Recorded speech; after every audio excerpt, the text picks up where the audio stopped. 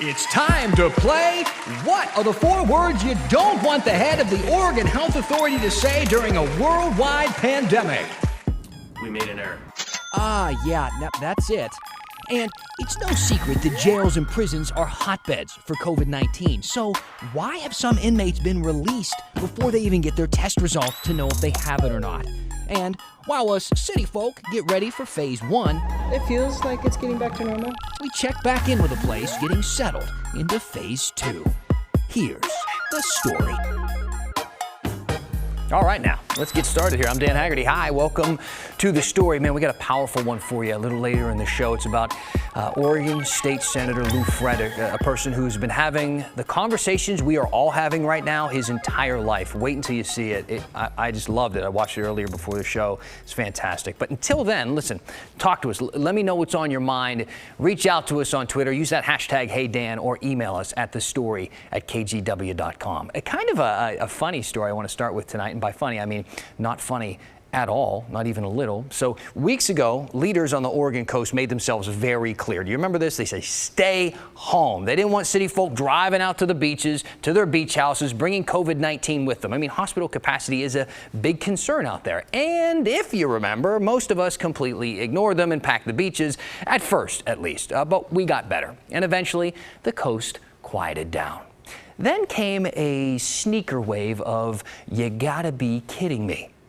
Here's how it all played out. See, Maggie Vespo was recording an episode of Straight Talk while Laurel Porter was taking some time off. She asked State Senator Michael Dembro about the different plans that they have for releasing inmates from Oregon prisons. Now, remember why they're doing that, right? They want to protect AICs, or adults in custody, or inmates from catching COVID-19, and jam-packed prisons are hotbeds. That's when Dembro told us something that he described as a little bit of a hiccup. I'll let him take it from here. There was a little bit of a hiccup a few weeks ago out on the coast where some AICs were released because they had reached the end of their sentences, and they were released and they were positive for COVID.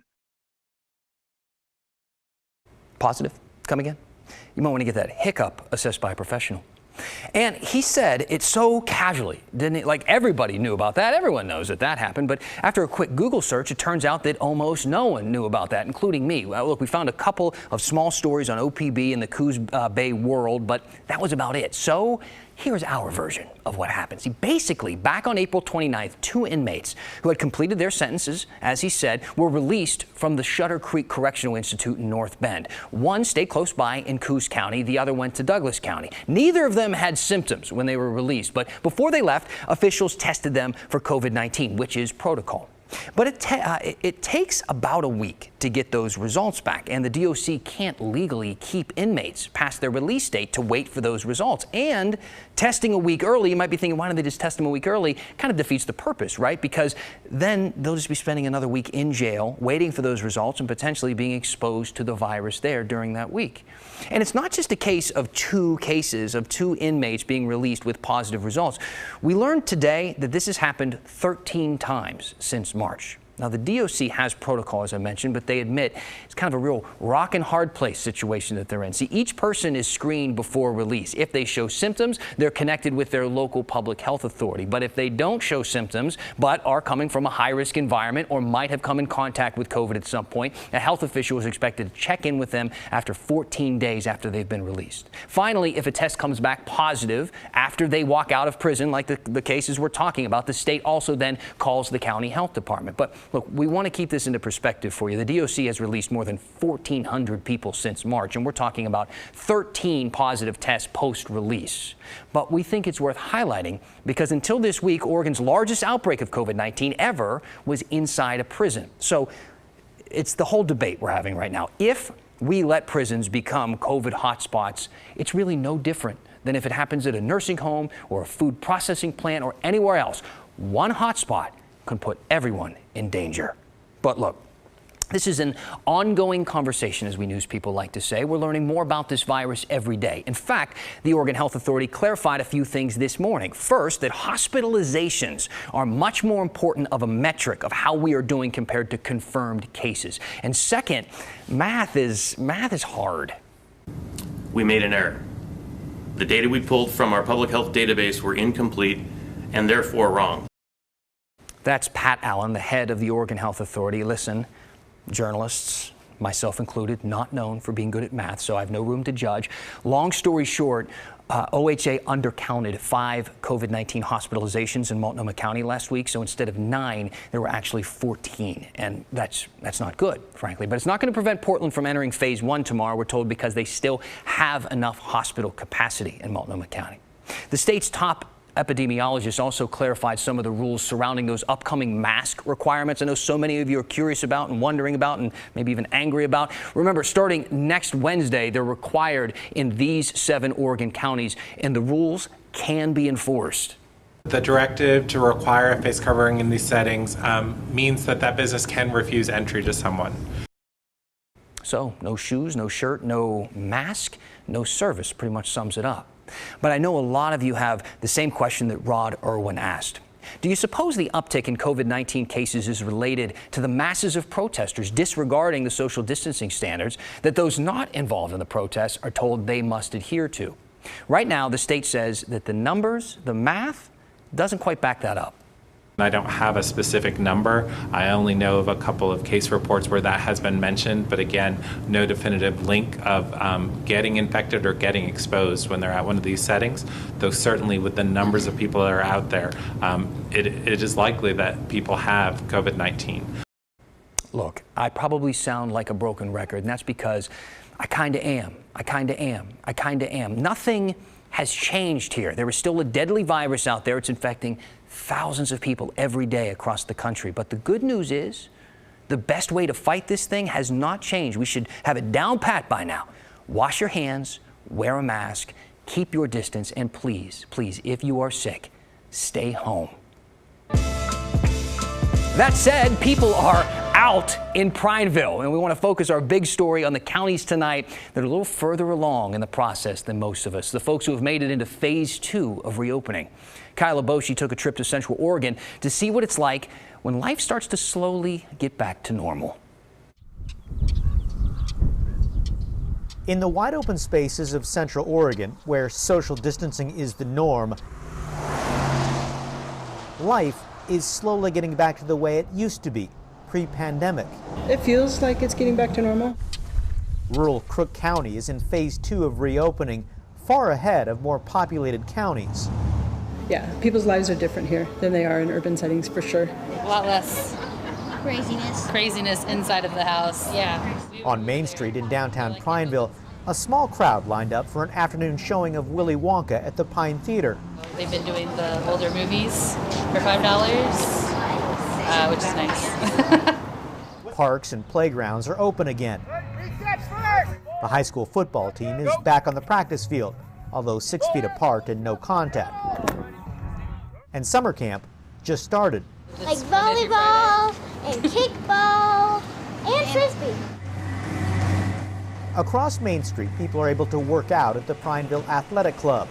And retailers like Prineville's Menswear say sales are almost back to normal.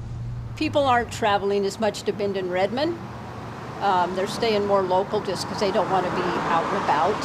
Yeah. But not every business survived the government restrictions intended to stop the spread of coronavirus. At least one restaurant closed, others struggled, and some beauty salons are just getting back on their feet. Several big events scheduled for Crook County this summer, including the rodeo and the horse races, have already been canceled, along with other large gatherings around the state. We don't know what the future will bring, but, we're hoping.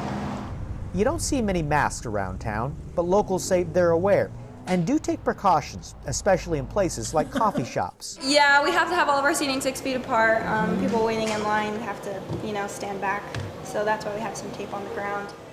Despite business and activities largely returning to normal, some residents wonder if the sacrifice was worth it. I think that a lot of people at this point,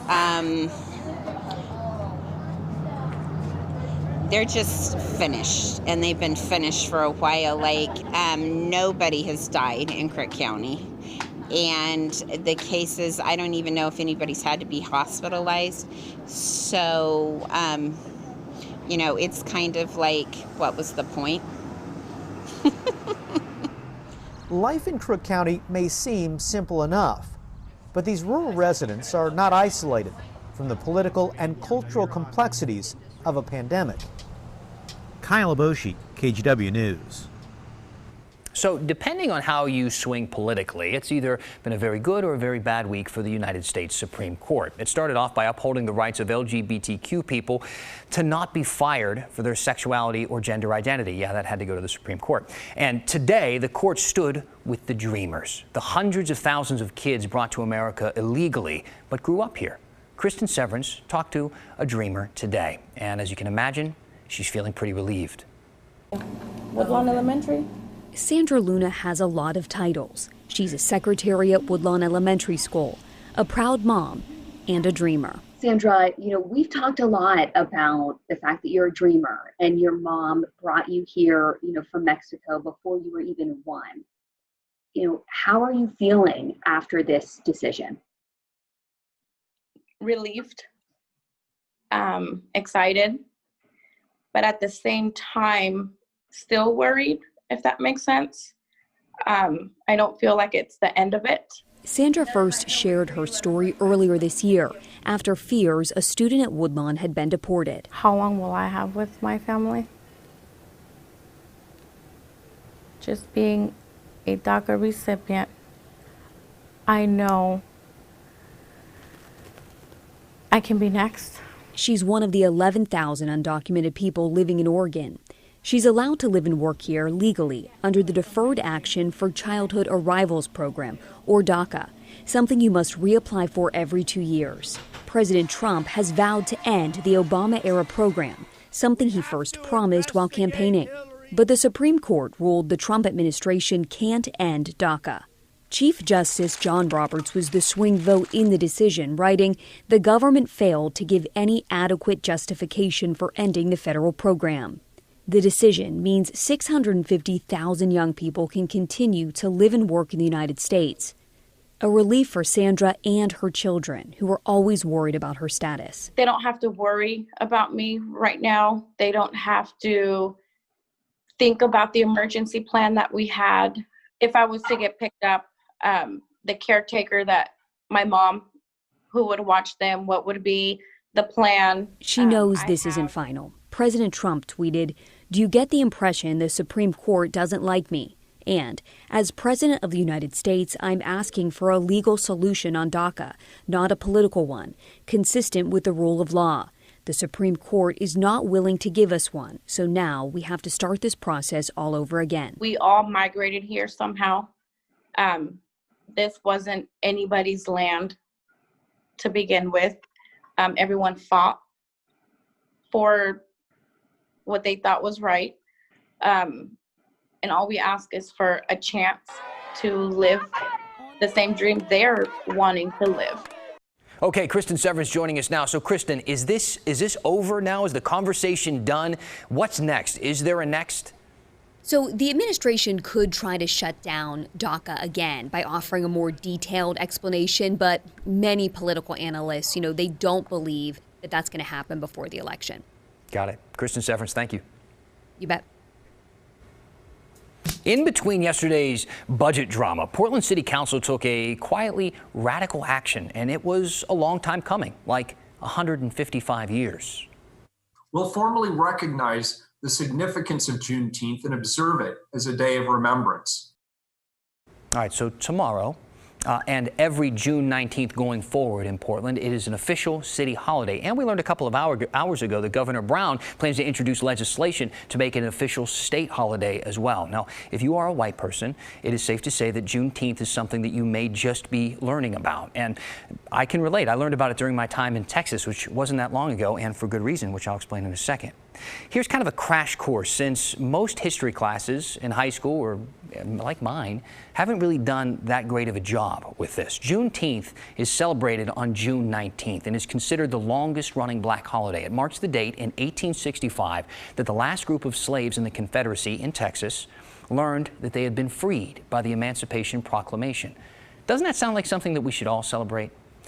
Well, worth noting, the Emancipation Proclamation went into effect 2.5 years prior. Black Americans were free on paper, but in practice, they were still in bondage. the modern day parallel is kind of impossible to miss.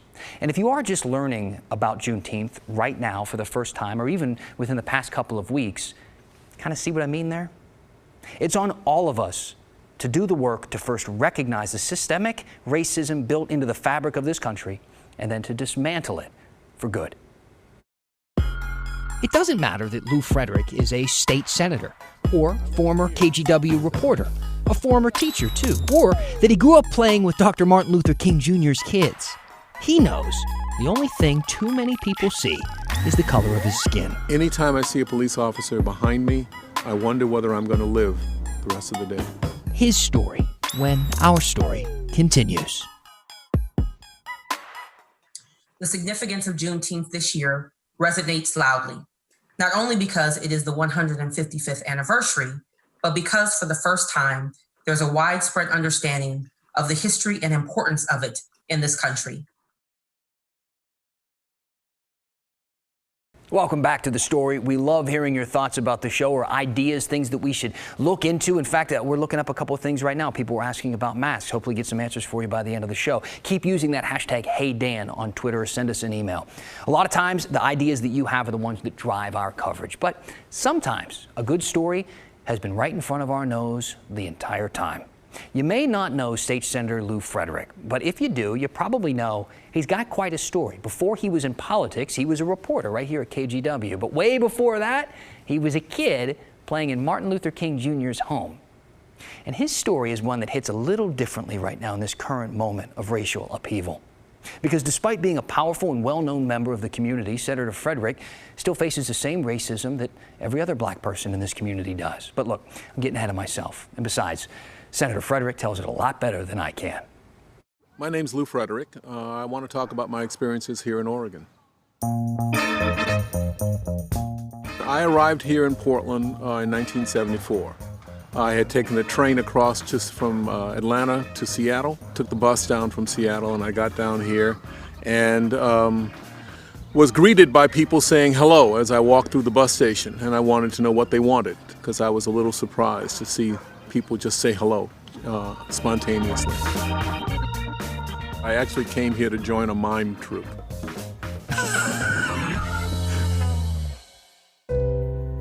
I grew up in a lot of places. I actually was born in Pullman, Washington. My father got his PhD there. Then we moved to Rhode Island, and then we moved to Baton Rouge, Louisiana. But most of the time we were in Southern University in Baton Rouge. I remember vividly the water fountains that were colored and white water fountains. We were in a department store, and I went over to drink at the water fountain, and the colored water fountain was broken. So I was drinking out of the white water fountain, and I was probably about 4 or 5 years old. And the department store came over to my dad and said, "That boy can't drink out of that water fountain, it says white." And my father turned to the guy and said, "Well, I'm sorry, he can't read." I could read just fine.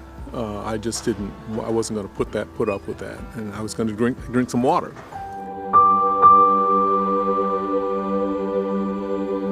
We left Baton Rouge after the demonstrations and we moved to Atlanta. So we went from the frying pan into the fire. In Atlanta, our neighbors were directly involved in the civil rights movement. My playmates were at Oglethorpe Elementary School were Marty Yolanda and Dexter King. Dr. King was the father of my playmates and the guy who told me to quit running through the house and to turn down the music. I marched every other weekend or so with various people, and I would be carrying something that would say one man, one vote, or free somebody, or something like that. I was probably 11, 12 years old. I ended up desegregating my high school, so that first day was a difficult one. It began when I was 13. I lived here in Southwest Atlanta. Channel 8 has I think we broke it up into a 2-part series on my trip back to my high school, my 20th reunion, which was 1989. Daily fights over race and other issues were not uncommon. So I ended up desegregating my high school. And then there were the guys who showed me their junior Ku Klux Klan cards. I think there's still a lot of underlying prejudice that it's sad to say, but until that last generation dies off, it's going to be there. Every day we fight to push back the prejudice, the fear of things we don't know. When I got to Portland, I started teaching. I taught for 2 years at the Metropolitan Learning Center, left that and went into radio for 6 months and into television, and I was on television and Channel 8 from 1977 to 1993. I went to all 36 counties as a reporter, but I was a reporter with a photographer with a marked Channel 8 news van, and so that clearly had an impact as well. But I got a chance to know some people who didn't know that, and we had good conversations in Burns and in Prineville and in Lakeview. But I've also had some not so good experiences, and one of them was in a Channel 8 news van. We went out to do a series of stories on the coast, and on the way back we came through King City, and as we're driving along we got pulled over.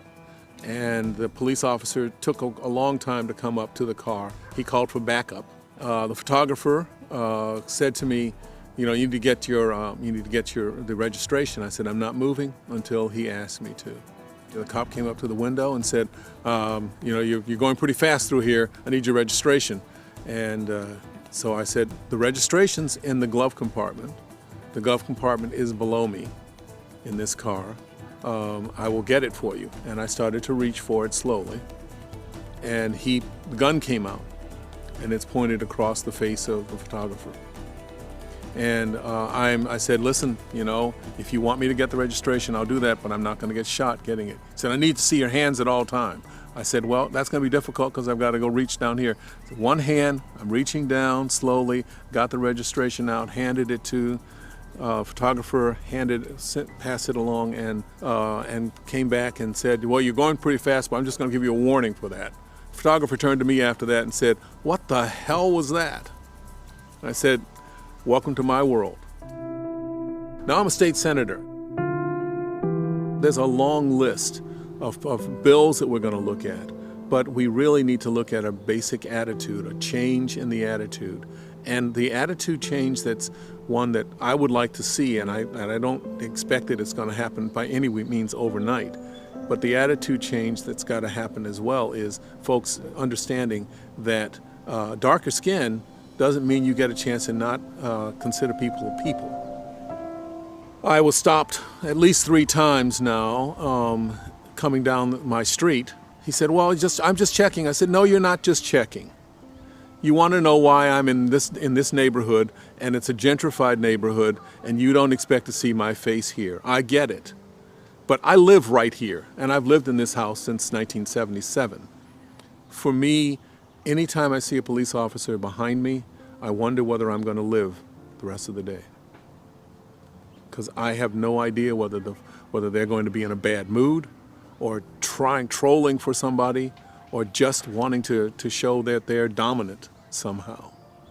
I have no idea. And that is how I have to deal with things. So I have friends of mine who are police officers, white and black and Latino and Native American and Asian, and they're all good people that I know of, but I don't know some of their colleagues, because some of their colleagues can decide that they need to show how tough they are.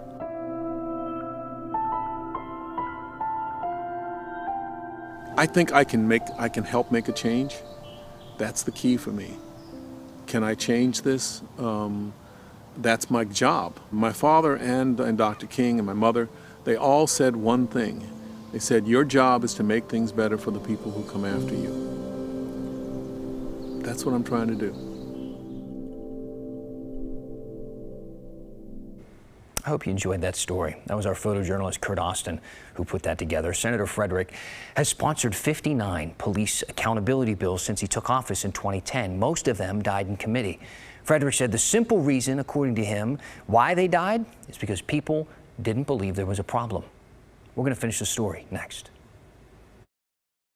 Hey, let's talk comments tonight. Garen Kearns wrote in and said, just wanted to say, I'm a Republican and I'm very happy with what the Supreme Court did in both cases this week. We started off by saying, well, depending on where you lean politically, you're either happy or not. He said, just because someone identifies themselves as a Democrat or Republican doesn't necessarily identify all their beliefs. Try to be a little bit more open-minded. I enjoy your show. Keep the conversation going. This is going to be a short conversation because, Garen, I agree with you. Thank you for writing in. We've also had some people talking about the exemptions that are out there for people who have to wear masks, right? We have the counties where that's going to be a necessity. You have to wear a mask coming up. People with disabilities that make it hard to breathe and children under 12. Those are the exceptions. But how do you prove that? Can a private business like a restaurant or grocery store turn you away? Do you have to have certain proof? There are a lot of guidelines and kind of details that we're expecting soon. So we don't have them yet, but we will let you know. We've also got a lot of people writing in about our piece on Juneteenth. Thank you for that. And we're going to end the story tonight on that note. We'll see you tomorrow. I hope that the city of Portland is finally committed to acknowledging its wrongs and move forward with systemic changes that center Black employees and stand against racist and anti-Black practices by actions, not gestures. I want to end with a quote from Collier Rankin. Because making other people uncomfortable is thought worse than racism.